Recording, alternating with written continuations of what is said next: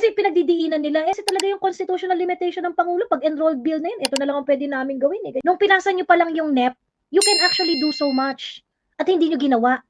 Tinulugan ninyo yung mga kapangyarihan ninyo na maaaring mag-balance ng budget.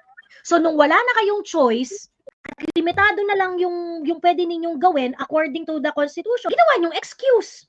Kung nakipag-tag of war ka na nung dinideliberate pa lang yan, like, uy, ano yung pinapasok nyo na yan? Hindi namin pinropose yan. Ano yung akap na yan? If you're going to put that in the budget, mag-veto lang yan.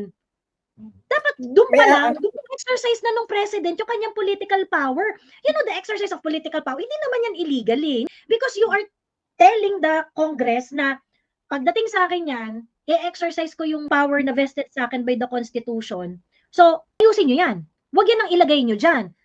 Clearly, itong 2025 national budget is a budget dictated by the House of Representatives.